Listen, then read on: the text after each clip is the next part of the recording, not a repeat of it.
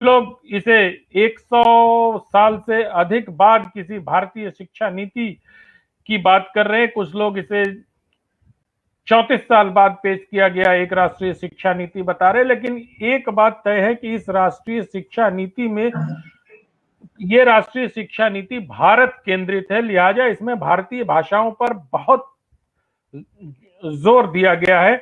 हम भारतीय भाषाओं को कैसे क्रियान्वयन होगा, उनके बीच कैसे साहचर्य होगा, किस तरह से भारतीय भाषाओं को लेकर शिक्षा नीति में स्कूल से लेकर उच्चतर शिक्षा तक की पढ़ाई होगी, और ये सारी तकनीकी पहलुओं पर, इनके गूढ़ार्थों पर, इनके इनके इनके इनके क्रियान्वयन पर कैसे हो सकते बात, क्योंकि प्रधानमंत्री भी लगातार इस पर विमर्श कर रहे हैं और उन्होंने इस विषय पर देशव्यापी विमर्श की बात भी की है। उन्होंने सबसे कहा भी है कि इस पर अधिक चर्चा की आवश्यकता है, लिहाजा हम इस राष्ट्रीय शिक्षा नीति को लेकर चर्चा कर रहे हैं। आज हमारे साथ एक बहुत ही खास मेहमान जुड़ रहे हैं हमारे साथ। शिक्षा संस्कृति उत्थान न्यास के अखिल भारतीय मंत्री श्री अतुल कोठारी जी हमारे साथ जुड़ रहे हैं। अतुल कोठारी जी, आपका बहुत स्वागत है दैनिक जागरण के इस कार्यक्रम में, और मैं आपको धन्यवाद देता हूं दैनिक जागरण की तरफ से कि आपने हमारे लिए समय निकाला इस महत्वपूर्ण विषय पर चर्चा करने के लिए। महोदय, सबसे पहला सवाल, जो प्रश्न मेरे राष्ट्रीय शिक्षा नीति मेरे सामने है, इसको देखकर जो आपकी पहली प्रतिक्रिया इस शिक्षा नीति को लेकर क्या बनती है, क्योंकि इसमें भारत केंद्रित शिक्षा नीति की बात करता है। इस शिक्षा नीति में कुछ महत्वपूर्ण बात है जिसको कहना है। तो पहली बात है कि ये शिक्षा नीति, जैसे आपने कहा, एक भारत केंद्रित है। तो ये 250 साल के बाद भारत में भारत केंद्रित नीति आई है, और इसका जो नीति का उद्देश्य वाक्य नीति में लिखा गया है कि शिक्षा नीति का उद्देश्य देश के नागरिक विचार से, बौद्धिकता से, कार्य व्यवहार से भारतीय बने, ये केंद्रित उद्देश्य है इस नीति का। और दूसरी बात है कि इस पूरी नीति में समग्रता की सर्वांगीण एवं एकात्म दृष्टि है, और समग्रता की दृष्टि यही भारतीय दृष्टि है जी। तो ये दो आधारभूत बातें इस नीति की है मेरी दृष्टि से जी।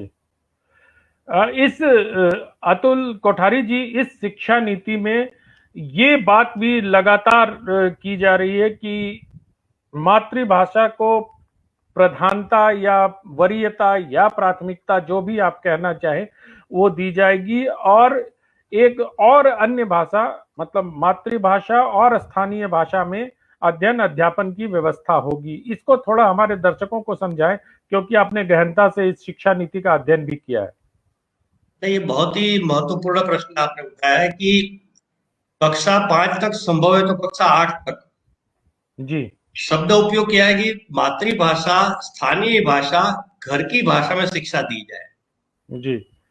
ये शब्द का बहुत महत्व इसलिए है कि क्योंकि पाठ्यक्रम है वो घर की भाषाओं में या स्थानीय भाषाओं में सब तुरंत नहीं बन सकेगा जी। कम से कम हमारी 8वीं अनुसूची की जो 22 भाषाएं हैं उसमें पाठ्यक्रम उपलब्ध होना चाहिए, नंबर 1 बात है। नंबर 2 बात है कि कई क्षेत्र ऐसे, जैसे मध्य प्रदेश का अगर उल्लेख करें हम कि मध्य प्रदेश में जो निमाड़ क्षेत्र है या जनजाति क्षेत्र है, वहां के बच्चे हिंदी भी ठीक से समझ नहीं पाते हैं, तो उनको वहां की स्थानीय भाषा या घर की भाषा जो कहे उस भाषा में शिक्षक पढ़ाने वाले होने चाहिए।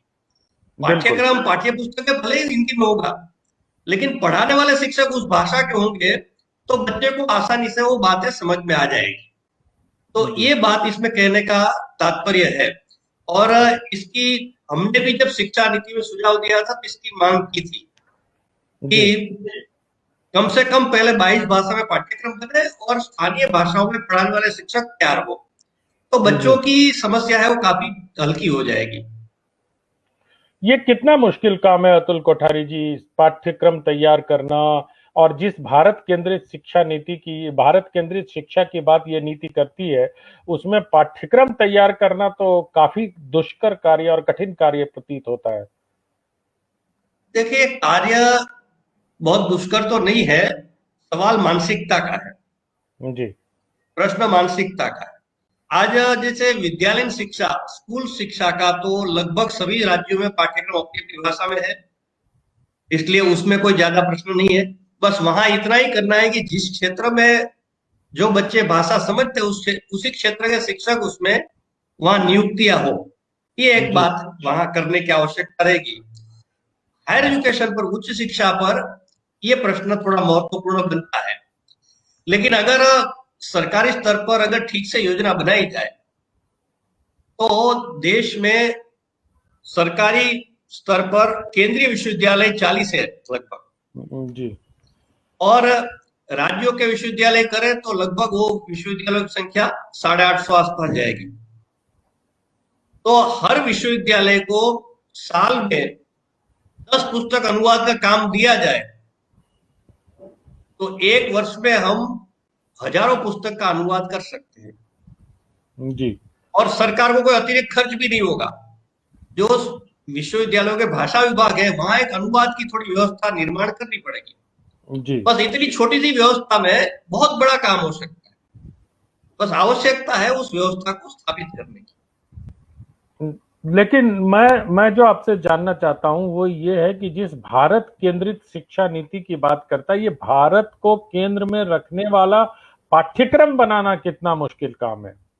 ये जरूर थोड़ा मुश्किल काम है, क्योंकि अभी क्या है कि कई वर्षों से हम लोगों को हर बात की टुकड़ों टुकड़ों में सोचने की आदत हो गई है। बिल्कुल बिल्कुल। पर्यावरण अलग एक पाठ्यक्रम, नैतिक मूल्यों का एक अलग पाठ्यक्रम, स्किल डेवलपमेंट एक अलग पाठ्यक्रम। एक तरफ एनसीईआरटी करती है, कहती है बस्ते का बोझ कम करो, एक तरफ हम पाठ्यक्रम बढ़ाते जाते हैं। बिल्कुल। तो क्या ये पाठ्यक्रम आवश्यक नहीं है क्या? ये पाठ्यक्रम अत्यंत महत्वपूर्ण है ये सारे, परंतु हमारे शिक्षकों की, पाठ्यक्रम बनाने वालों के पास में समग्रता की दृष्टि का अभाव है कुछ। इस दृष्टि से वो शिक्षक इसके आदी नहीं है अभी, तो वो आदत डालनी पड़ेगी थोड़ी। जैसे मैं आपको एक उदाहरण के लिए दिखाना चाहता हूँ कि हम लोगों ने चरित्र निर्माण व्यक्ति विकास, जो इस नीति में शिक्षा का लक्ष्य केंद्रित किया गया है, वो चरित्र निर्माण और व्यक्तित्व का समग्र विकास है। तो इस पर हमने एक क्रेडिट कोर्स तैयार किया है उच्च शिक्षा के लिए। जी। विद्यालय शिक्षा के लिए भी हमने पुस्तकें सारी तैयार की है। अब ये क्रेडिट कोर्स था, तो हमारा विश्वविद्यालय में जहाँ चल रहा है एक सेमेस्टर में चलता है क्रेडिट कोर्स को। जी। तो हमने एक विश्वविद्यालय में, चौधरी बंसीलाल विश्वविद्यालय भिवानी में चर्चा की। मैंने कहा ये एक सेमेस्टर के लिए कोर्स तो नहीं होना चाहिए, तो 4 सेमेस्टर में होना चाहिए। तो उन्होंने कहा कि कैसे करें, यूजीसी की ये नॉर्म्स है। तो उनके कुलपति जी ने कहा यूजीसी तो नॉर्म्स में अपने को सहयोग करेगी, आप लोग तैयार कर सकते हैं क्या? तो हमारे साथ मिलकर उन्होंने तैयार किया और ये 4 सेमेस्टर का पाठ्यक्रम तैयार है। अच्छा। ये 30 पेज है आनंद जी, मात्र 30 पेज। 30 पेज भी द्विभाषा है, इसलिए इंग्लिश और हिंदी। एक भाषा में 15 पेज होगा। 15 पेज है। तो ये 15 पेज में बच्चों के नैतिक मूल्यों की शिक्षा, चरित्र निर्माण की शिक्षा, वोकेशनल एजुकेशन, पर्यावरण शिक्षा, चरित्र निर्माण, व्यक्तित्व के समग्र विकास, ये सारी बातें इसमें समावेश है। जी। तो ये दृष्टि का थोड़ा विकास करने की आवश्यकता पड़ेगी, तो इसकी एक आदत आ जाएगी, अभ्यास में आ जाएगा, तो बात फिर कोई कठिन बात नहीं है बहुत, मुझे लगता है। कोठारी साहब, एक इस शिक्षा नीति में बहुभाषिकता में अध्ययन, अध्यापन और भाषा की शक्ति को प्रोत्साहन देने की बात की गई है। बातें इसमें, इस शिक्षा नीति में बहुत सारी और बहुत उच्च कोटि की गई है, लेकिन उनका क्रियान्वयन कैसे होगा इस बारे में ये शिक्षा नीति खामोश है। आपको क्या लगता है? अभी आपकी बैठक बहुत सारे विश्वविद्यालयों के साथ, बहुत सारे सुझाव आपने मंत्रालय को भी दिए होंगे, कैसे इसका क्रियान्वयन हो पाएगा ये बहुभाषिकता में अध्ययन और भाषा की शक्ति के प्रोत्साहन की? ये जो बातें हैं सारी क्रमबद्ध रूप से इसका योजना बनानी पड़ेगी जी। एक दिन में सारा बदलाव नहीं हो जाएगा। जैसे अभी हम एक चर्चा कर रहे थे कि भारत केंद्रित शिक्षा पाठ्यक्रम की बात जैसे चर्चा हमने की, तो इस नीति में एक उल्लेख किया गया है कि उच्च शिक्षा के स्तर पर शुरू में नैतिक मूल्यों, सामाजिक सेवा, पर्यावरण, चरित्र निर्माण, इसके क्रेडिट कोर्स प्रारंभ किया जाए। तो शुरुआत वहां से कर सकते हैं। जी तो पहले क्रेडिट कोर्स प्रारंभ हो गया तो एक पाठ्यक्रम की दृष्टि मिल गई, फिर जी क्रमबद्ध रूप से उसको सिलेबस में कैसे बाकी सिलेबस में इंट्रोड्यूस करना है, इसका पर काम धीरे धीरे प्रारंभ करना पड़ेगा। तो जी ऐसे हर विषय की क्रमबद्ध बात करनी पड़ेगी। जैसे इसमें कहा गया है कि एफिलेटेड सिस्टम कॉलेज यूनिवर्सिटी में समाप्त हो जाएगा, जी लेकिन वो 2035 तक का है। तो बिल्कुल यूजीसी ने अभी विचार किया है कि अगले वर्ष में सारी यूनिवर्सिटी में 300 से ज्यादा कॉलेज कहीं ना हो, तो जी ये पहला कदम होगा। तो जी इस प्रकार इसकी वर्ष के अनुसार योजना बनानी पड़ेगी और इसका इस प्रकार क्रियान्वयन करना पड़ेगा। तो ये योजना बनाने से ही मैं हमेशा कहता हूं कि जी मान लो हम कहीं खड़े और सेकंड फ्लोर पर जाना है, द्वितीय मंजिल पर, तो जंप जी लगा कर नहीं जा सकते, जी एक एक सीढ़ी चढ़नी पड़ेगी। तो इसका योजना केंद्र और राज्य सरकार के स्तर पर भी करनी पड़ेगी और विश्वविद्यालय के स्तर पर भी करनी पड़ेगी। जी तो फिर इसके इसलिए हम देश भर में चला रहे हैं कि क्रियान्वयन की समितियां हर जगह पर बने, और कई विश्वविद्यालय ने बनाना प्रारंभ कर दिया है। जी तो इस तरह से फिर धीरे धीरे काम प्रारंभ हो जाएगा। अनुवाद को लेकर आपने बहुत अच्छा सुझाव दिया, लेकिन अगर आप इसके इस शिक्षा नीति में देखें तो बिंदु संख्या 2.8 पर यह पुस्तकालयों की बात करता है। इस शिक्षा नीति में पुस्तकालय पर भी बहुत जोर दिया गया कि सार्वजनिक और स्कूली पुस्तकालयों का जो एग्जिस्टिंग सिस्टम है, अब हमारे नेशनल लाइब्रेरी जो सबसे बड़ी लाइब्रेरी हमारे देश की, उसमें 22-23 लाख किताबें हैं जो उनके वेबसाइट पर आंकड़ा उपलब्ध है। और अमेरिका का जो सबसे कम उपलब्धता वाली पुस्तक है, वहां 75 लाख पुस्तकें हैं। पूरे देश भर की लाइब्रेरियों का हाल मुझसे बेहतर आप जानते हैं कि किस परिस्थिति में है। और राजा राम मोहन राय लाइब्रेरी फाउंडेशन जो लाइब्रेरी में किताब को काम करता, उसके उसके क्रियाकलापों से भी आप मुझसे बेहतर परिचित हैं। तो ये काम भी बहुत मुश्किल होगा किताबों की। पहले तो अनुवाद आपने बहुत अच्छा सुझाया कि 850 विश्वविद्यालय के भाषा विभागों को दे दें तो बहुत आसानी से कम समय में ढेर सारी पुस्तकें अनुदित हो जाएगी। लेकिन उसका प्रकाशन और फिर उसको लेकर इन पुस्तकालयों तक या छात्रों तक पहुंचाना, ये एनसीईआरटी से काम करवाना कितना मुश्किल है, इसका अंदाजा भी आपको है। नहीं, इसकी एक तो विकेंद्रित व्यवस्था सोचनी पड़ेगी।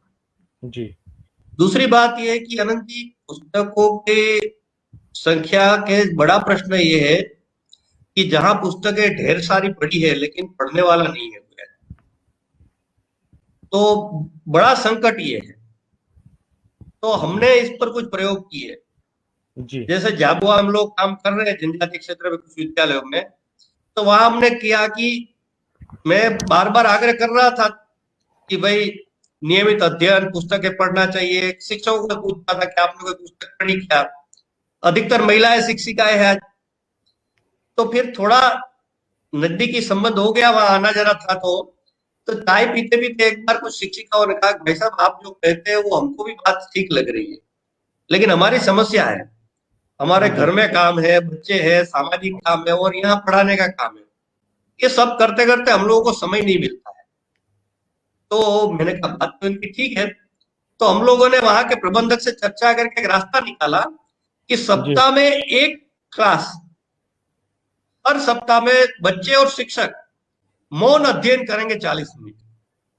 और अच्छा हाँ, और वो क्या है कि विद्यालय छोटा था तो उसकी लाइब्रेरी भी नहीं थी, तो पुस्तकें तो थी इनके पास 400-500। तो वो जी पुस्तकों का बंच हर क्लास में जाता था, यानी लाइब्रेरी क्लास में जाती थी, और ठीक है उसमें सब बच्चे और शिक्षक पढ़ना प्रारंभ हो गया। तो एक बार साल 2 साल में आदत हो जाती है ना, फिर उसको बताने की जरूरत नहीं पड़ती है, फिर स्वभाव बन जाता है और फिर वो पढ़ने लगते हैं। तो ऐसी व्यवस्थाएं हमने, जैसे गांवों में, छोटे छोटे गांवों में पुस्तकालय नहीं होंगे, तो एक चलता फिरता पुस्तकालय बनाया जा सकता है। एक कोई मेटाडोर जैसी गाड़ी में पुस्तकें हो और उस गांव में सप्ताह में एक बार जाएगा वो।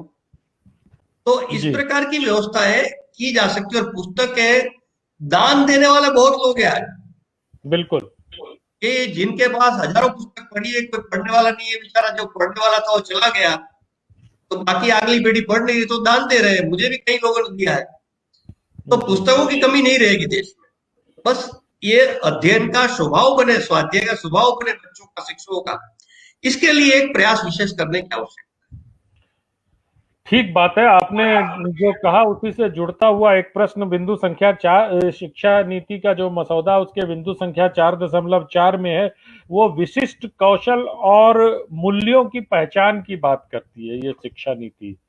अब ये विशिष्ट कौशल और मूल्यों की पहचान, ये तो एक इसको इसको कैसे करेंगे, ये जरा समझ में नहीं आ रहा है। सही बात है, शब्दों का कई बार उपयोग ऐसे हो जाता है ना कि जी बातें थोड़ी लोगों को समझना कठिन हो जाता है।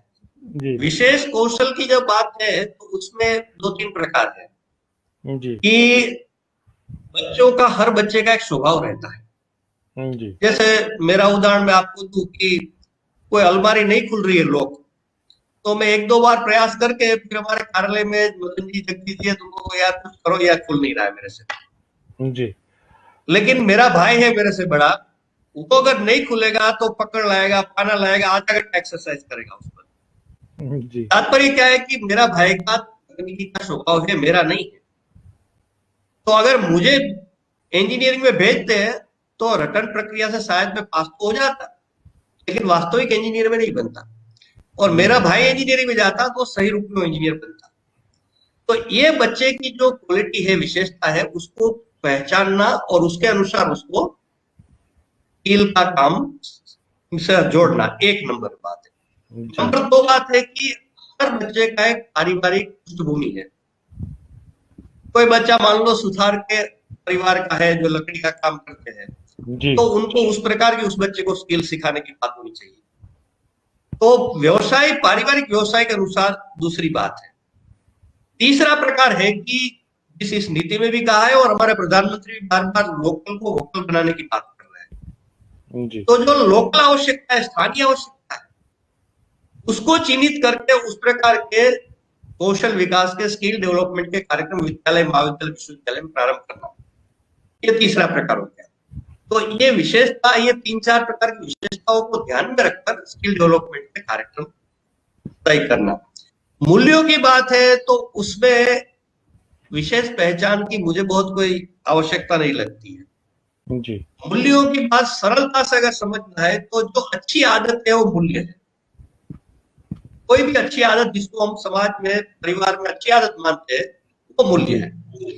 वो बच्चों को अभ्यास कराया जाए इसका, जी तो वो बच्चों का फिर वो संस्कार बनता है और वैसा फिर उनका चरित्र बनता है। जैसे एक उदाहरण के माध्यम से आपको मैं बताऊंगा कि हम लोगों ने कुछ विद्यालय में प्रयोग किया कि पर्यावरण का प्रयोग।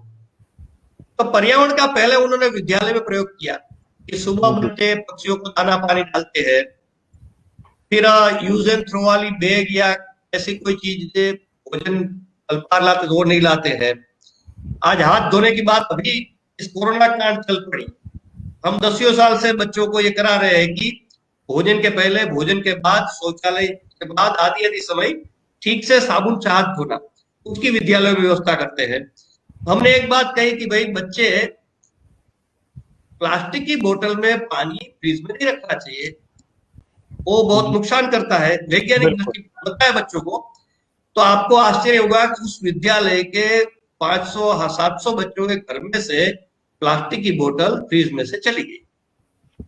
बहुत तो अच्छा। ये जो छोटी छोटी बातें हैं बच्चों को, ये उनका सिखाना विद्यालयों में, जी और वो उनके संस्कार बनेंगे और वो उसका चरित्र इस प्रकार का, फिर आपको पर्यावरण की बात उनको सिखाने की जरूरत नहीं पड़ेगी। तो ऐसी मूल्यों की बात है। तो आज की आवश्यकता जो है, जैसे पर्यावरण पहले मूल्य नहीं था, लेकिन आज पर्यावरण बहुत महत्वपूर्ण मूल्य हो गया है। तो ऐसे समय समय की आवश्यकता के लिए ऐसी नई नई बातें उसको जोड़ते जाना फिर इसमें। लेकिन आधारभूत जो मूल्यों की बात है वो तो समान है देश भर में।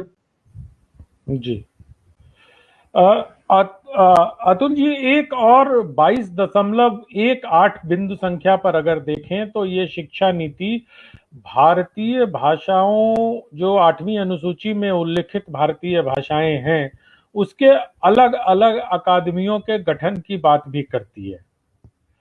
आपको ठीक नहीं बात। लगता आपको नहीं लगता कि इस तरह की अकेडमियां पहले से हमारे सारे राज्यों में और केंद्र के स्तर पर काम कर रही हैं? तो अगर फिर नई अकादमी बन जाएगी तो ये डुप्लीकेसी ऑफ वर्क नहीं होगा, या एक क्या इन सब के पुनर्गठन करके ही काम किया जाना ज्यादा उचित नहीं होगा? शायद आपने कहा वही वस्तु संभावना लग रही है मुझे भी, जी। क्योंकि जो अभी भाषा के संस्थान या अकादमी है वो कुछ स्वतंत्र रूप से भी काम कर रहे हैं जी। और उनका बड़ा बजट होता है और एक तंत्र है, इतने कर्मचारी आदि आदि। तो इसके बदले ये अकादमियां बनाकर उसको किसी एक यूनिवर्सिटी के साथ एफिलिएटेड करेंगे, जी। तो एक अलग से उसका बहुत बड़ा स्ट्रक्चर, बहुत बड़े खर्चे, बहुत बड़े कर्मचारी, ये सारी बात की एक बचत हो सकती है। दूसरी बात है कि यूनिवर्सिटी से उसको एफिलिएट करेंगे, जुड़ाव कर देंगे, तो यूनिवर्सिटी में जो भाषा संस्थान जो विचार करती है वो यूनिवर्सिटी में उसको लागू करना, इम्प्लीमेंट करने की बात भी वहां हो सकती है। इस दृष्टि से मुझे लगता है ये विचार शायद आया है। तो क्रियान्वयन पक्ष की जब डिटेल बात होगी तो फिर इसमें और चर्चा आगे हो सकती है इस विषय में। हाँ, जैसे अगर आप हिंदी की बात करें तो दिल्ली में एक केंद्रीय हिंदी निदेशालय है, आगरा पहुंच जाए तो केंद्रीय हिंदी संस्थान है, उससे राज्यों में उत्तर प्रदेश में हिंदी के नाम पे 2 संस्थान है, उत्तर प्रदेश हिंदी संस्थान, फिर भारतीय भाषाओं को मैसूर में एक भाषा संस्थान है, तमिल का अलग से, मतलब बहुत सारे। आपको अगर याद होगा तो 3-4 साल पहले नीति आयोग ने इन सब के पुनर्गठन की बात भी की थी, जिस तरह आप संकेत कर रहे हैं कि जैसे केंद्रीय हिंदी संस्थान आगरा को बीएचयू से जोड़ने की बात हुई थी। तो ये आपको लगता है कि अगर इस तरह पुनर्गठन किया जाए तो ये ज्यादा लाभदायक होगा देश के लिए? मूल क्या बात है कि आपने जो बिल्कुल सही बात की कि हमारे तंत्र में कई बात ऐसी है कि एक बार स्थापित हो गया, व्यवस्था आ गई, फिर इसकी समीक्षा वर्षों तक हम नहीं करते। बिल्कुल। मुझे मालूम है कि जो 11-12 सिस्टम है, जो 10+2, वो 68 पॉलिसी के बाद आया। बिल्कुल। तो कुछ देर लगभग 70 के बाद अलग अलग राज्यों में कुछ 1-2 वर्ष आगे पीछे हो सकता है शुरू हुआ। हम लोगों ने एक बार तब छात्र संगठन में काम कर रहा था, जी। तो ये लगभग 2003-4 की बात है। तो हमने एक मुंबई के थाने में एक राष्ट्रीय संगोष्ठी इस विषय पर की। जी। ये 10+2 व्यवस्था किस कल्पना से की गई तो उसका परिणाम क्या है, ऐसा एक हमने 2 दिन की संगोष्ठी की थी। तो बड़े बड़े शिक्षाविद आए थे, उन सबों ने कहा कि ये 30-35 साल चले गए लेकिन सरकारी स्तर पर भी इसकी कभी समीक्षा नहीं हुई, और एक छात्र संगठन इसकी समीक्षा कर रहे तो बहुत बड़ी बात है। जी। तो ये हमारे यहाँ जो एक सिस्टम हो गया कि कोई भी एक बात कर दिया तो कर दिया बस, फिर कोई पीछे मुड़कर देखता नहीं। तो ये व्यवस्था, हर व्यवस्था के बारे में पुनर्विचार होना चाहिए, इसकी समीक्षा होनी चाहिए, उसमें सुधार की बात होनी चाहिए, उसके पुनर्गठन की बात होनी चाहिए। तो इसी ढंग से विचार होता है तो मुझे लगता है कि कई अच्छी बातें और आज की आवश्यकता के अनुसार बातें फिर इसमें आएगी। जी। तो ये विचार मुझे लगता है इसके पीछे होना चाहिए। जी। अच्छा, एक और प्रश्न है, भाषा से जरा हट के एक सवाल मेरे दिमाग में आता है, वो इंफ्रास्ट्रक्चर से जुड़ा हुआ है। इस शिक्षा नीति में एक बहुत महत्वपूर्ण बात कही गई है स्कूलों और कॉलेजों के क्लस्टरिंग की, कि बिल्कुल बिल्कुल। ये बहुत महत्वपूर्ण है और ये बहुत दूरगामी परिणाम इसके मिल सकते हैं अगर क्लस्टरिंग सही से हो जाए। आपको लगता नहीं है अतुल जी कि अगर इस काम को किया जाए तो बहुत सारे विधायी संशोधनों की या केंद्र राज्य की अधिकारिता का प्रश्न भी इस क्लस्टरिंग के बीच में आएगा? नहीं, इसमें केंद्र राज्यों का प्रश्न बहुत नहीं आएगा, क्योंकि क्रियान्वयन पक्ष में राज्यों को ज्यादा काम करना है। जी। इसलिए वो राज्यों की भूमिका इसमें अधिक रहेगी। अच्छा। हाँ, और क्लस्टरिंग की जब बात है तो ये अत्यंत महत्वपूर्ण विषय है, लेकिन इसको क्रियान्वित करना इतना सरल काम नहीं है। बिल्कुल। इसको कुछ क्रमबद्धता से विचार प्रारंभ करना चाहिए, ऐसा मुझे लगता है। जैसे अभी ऑनलाइन एजुकेशन चल रहा है, तो यहाँ से इसको प्रारंभ कर सकते हैं। मैं तो अनेक व्याख्यानों में हमने ऑनलाइन एजुकेशन पर भी काफी कार्यशालाएं और संगोष्ठियां की है और सरकार को सुझाव भेजे हैं कि उदाहरण करके आज जो बच्चे गांव में रहते हैं तो वो ऑनलाइन एजुकेशन से कनेक्ट नहीं हो पा रहे हैं। बिल्कुल। तो उन बच्चों के लिए जो इस 10-15 गांव में एक जो केंद्र कस्बा जैसा है कि जहाँ कनेक्टिविटी की समस्या नहीं है, तो वहां पंचायत भवन या कम्युनिटी सेंटर होता है, उसमें एक 8-10 कंप्यूटर रख दिया जाए और उस 5-7 किलोमीटर के बच्चे जिसका भी जिस दिन क्लास है उस समय वहां आ जाए और वहां एक रिटायर्ड कोई आचार्य शिक्षक को रख दिया जाए कि तो थोड़ी देखभाल करेगा। तो ये एक प्रयोग शुरू हो जाएगा। ये 10 गांव का एक क्लस्टर बने और वहां सब एक संयुक्त रूप से इनका विचार करें। तो यहां से शुरू करके धीरे धीरे क्रमबद्ध रूप से इसको आगे बढ़ाना पड़ेगा। दीनदयाल उपाध्याय जी ने अर्थनीति के बारे में ये बात कही थी कि ऐसे क्लस्टर देश में बनाने चाहिए जो क्लस्टर स्वयं पूर्ण होंगे, स्वायत्त होंगे, स्वतंत्र होंगे। तो इसका आधार शिक्षा से प्रारंभ हो सकता है कि ऐसे क्लस्टर कुछ गांवों के बनाए जाए और उन गांवों के एक सेंटर पॉइंट हो जहां एक अच्छा महाविद्यालय होगा, जहां एक अच्छा स्कूल होगा, जहां अच्छी सुविधाएं होगा, एक व्यवसाय का केंद्र होगा, बाजार होगा, आदि आदि बातें। तो इसमें स्कूल केंद्र बिंदु बनेगा तो ये बातें, बाकी बातें भी धीरे धीरे फिर समझ आगे हो सकती है। तो ये पूरे देश में एक जो हमारा स्वदेशी का और जो स्वावलंबन का कॉन्सेप्ट है उसको आगे बढ़ने के केंद्र में ये शिक्षा काम कर सकती है। और हमने एक छोटा सा, मैं आपको बताऊं कि हम लोगों ने विश्वविद्यालय और विद्यालय स्तर पर आत्मनिर्भर भारत का अभियान प्रारंभ किया है जी। तो जैसे एक उदाहरण है, कानपुर विश्वविद्यालय ने यह अभियान प्रारंभ किया, मुझे उसका राष्ट्रीय संरक्षक उन्होंने बनाया है। तो साथ में हम चर्चा करके उद्योगपति, वर्तमान में जो विधायक सांसद है, कुछ एनजीओ से, सामाजिक संगठन है, प्रशासन है, ऐसे सब लोगों को मिलाकर एक समिति गठित की। अभी विश्वविद्यालय शिक्षा केंद्र ऐसा है कि वहां सब प्रकार के लोग इकट्ठे आ सकते हैं और आए और काम प्रारंभ हो गया। तो इस दृष्टि से शिक्षा का केंद्र से कोई भी ऐसे कामों की शुरुआत हो जाएगी तो उसका बहुत दूरगामी परिणाम, जैसा आप कहते हैं, ऐसे हो सकता है। और देश में एक आत्मनिर्भर भारत, स्वावलंबन की व्यवस्था हम खड़ी करना चाहते हैं, उसका आधार शिक्षा ही बन सकता है जी।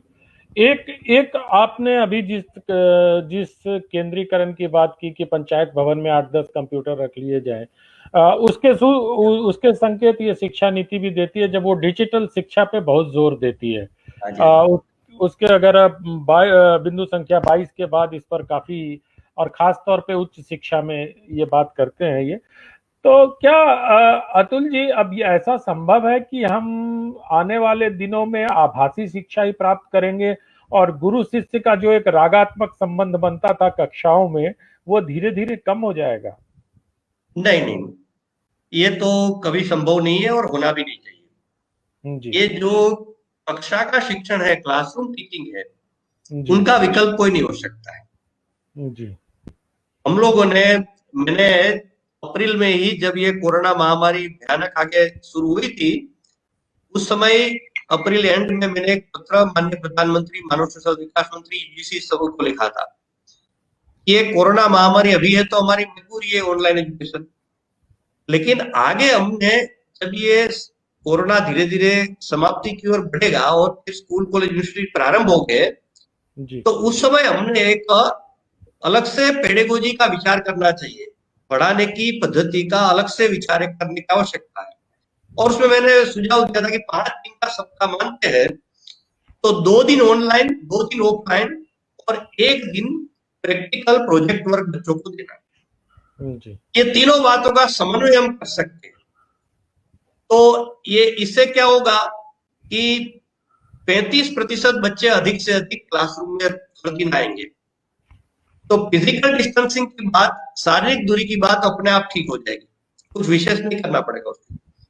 35% बच्चे आएंगे तो 65% बच्चे घर में रहेंगे, तो इतना यातायात, ट्रैफिक, भीड़भाड़ स्कूल में, समाज में कम हो जाएगी। ट्रैफिक कम होगा तो इतना पर्यावरण का अच्छा होगा।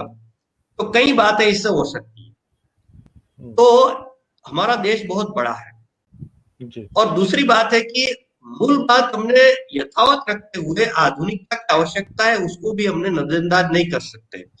आज जैसे इंटीरियर में गांव है, जनजाति क्षेत्र है, तो वहां के अभिभावक लड़कियों को बाहर पढ़ाई के लिए भेजना नहीं चाहते। तो उन बच्चियों को ऑनलाइन एजुकेशन के द्वारा उनके घर में अगर शिक्षा मिलेगी तो वो लड़कियां की पढ़ाई अच्छी तरह से आगे बढ़ेगी।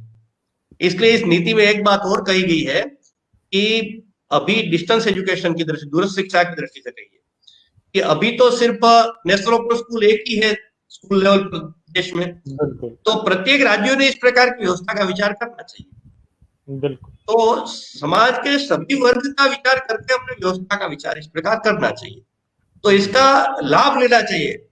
उसका नुकसान होगा उसको हमने दूर करना है, लेकिन उसका लाभ है, प्लस पॉइंट है, उसको हमने अवसर के रूप में विचार करना चाहिए। अतुल जी, हमारा आपसे जितना समय लिया था वो खत्म हो गया, लेकिन एक प्रश्न पूछने का जो शिक्षा नीति से जुड़ा तो है पर उसमें है नहीं, मैं संवरण लोभ नहीं कर पा रहा हूं उस प्रश्न को पूछने का। भारत में विदेशी भाषाओं के लिए तो विश्वविद्यालय है, लेकिन हमारे देश में भारतीय भाषाओं का कोई विश्वविद्यालय अलग से दिखाई नहीं पड़ता है। तीन चार भाषाओं को मिला के आंध्र प्रदेश में एक विश्वविद्यालय तो है जो वहाँ की भाषाएं तमिल, तेलुगु और इस तरह की भाषाएं हैं, लेकिन संपूर्ण भारतीय भाषाओं का एक विश्वविद्यालय जहाँ एक छत के नीचे सारी भाषाओं की पढ़ाई हो, सारे झगड़े झंझट अगर हो कुछ तो सुलझा लिए जाए, ऐसी कोई परिकल्पना इस शिक्षा नीति में दिखती नहीं है। लगता नहीं ये छूट गया कहीं कुछ? आपकी बात से मैं सहमत हूँ कि ये होना चाहिए, क्योंकि हमारी भाषाएं है कई बार अभी तो काफी स्थिति अच्छी हो गई है, नहीं तो हमारे यहाँ जब हमने भारतीय भाषा मंच का नाम का एक प्लेटफॉर्म खड़ा किया तो उसके पहले मैंने काफी प्रयास किया था देश भर में चर्चा विचार सलाह लेने का लोगों से। तो लोग मुझे कहते हैं कि भाषा में हाथ डाल रहे हो तो आग में हाथ डाल रहे हो आप, ऐसा क्यों? तो मैंने कहा कोई बात नहीं, प्रयास करूंगा। लेकिन हमने भारतीय भाषा मंच स्थापित किया, हमने हिंदी मंच के, गुजराती मंच या मराठी मंच नहीं बनाया। बिल्कुल। तो सारी भारतीय भाषाओं को एक साथ लाना, और एक दूसरे की भाषा का हम विरोधी नहीं है, एक दूसरे के समर्थन से हमारी सारी भाषा आगे बढ़ सकती है। बिल्कुल। तो ये केंद्र विचार रखते हुए सारी हमारी भारतीय भाषाओं के जैसे विश्वविद्यालय होता है तो ये बहुत उत्तम काम होगा जी।